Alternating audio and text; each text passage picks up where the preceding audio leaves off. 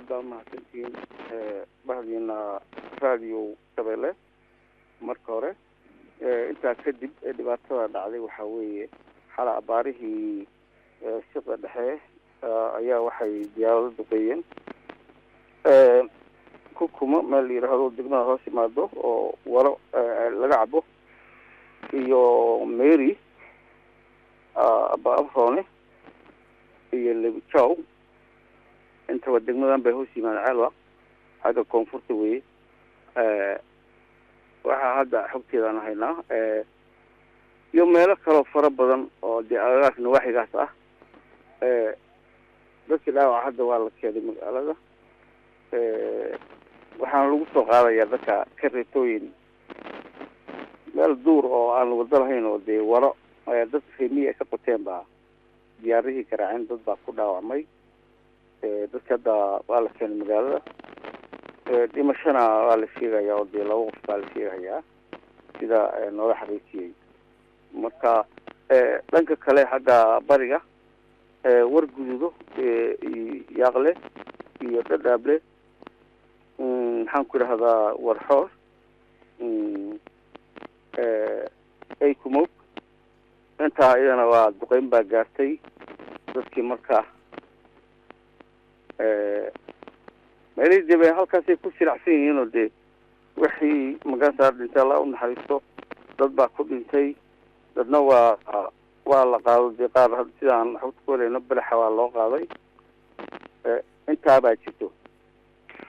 waa gartay tirada guud ee dadka shacabka ah ee duqeynta ku dhintay iyo kuwa dhaawaca waa intii sidaan hadda xogta ku leeyno dhanka bari alcada iyo war gududo yaaqle iyo dhadhaable dhulkaas sida warka nagu soo gaarayso 5 qof baa ku dhimatay dhaawacana waa 7 qof 7 waxa loo qaaday balaxawo sidaas weey waa gartay waxaad noo sheegtaa marka deegaanada ayaa gacanta ku haya oo maamul ahaan maadaama idinka idin hoos yimaadaan ma dhul idinka aad joogtaan bay buu ahaa dhulku mise al-shabaab ayaa gacanta ku haya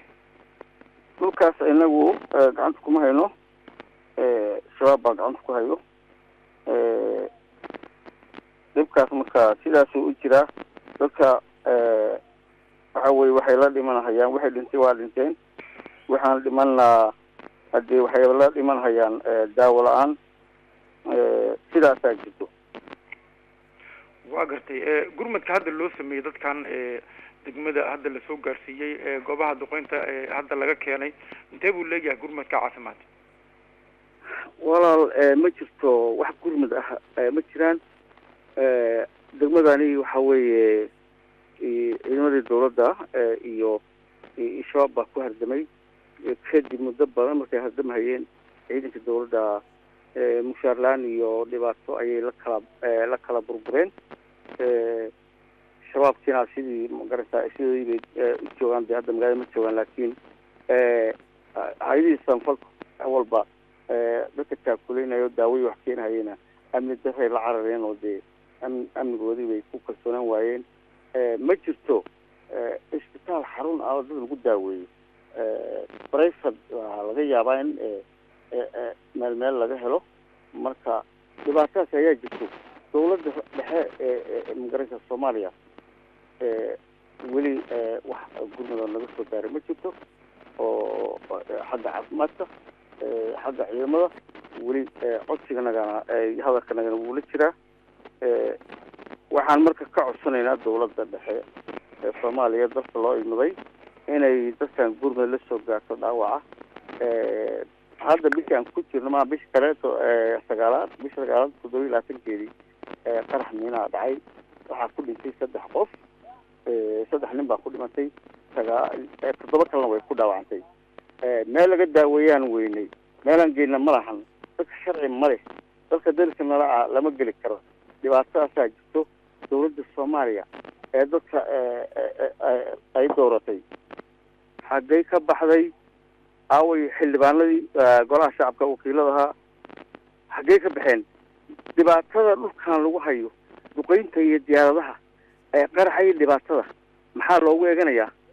maxamar baa loo doortay xildhibaanadii iyo madaxweynihii ra'iisul wasaare maxaa warba doorashada halkaas ku wakaad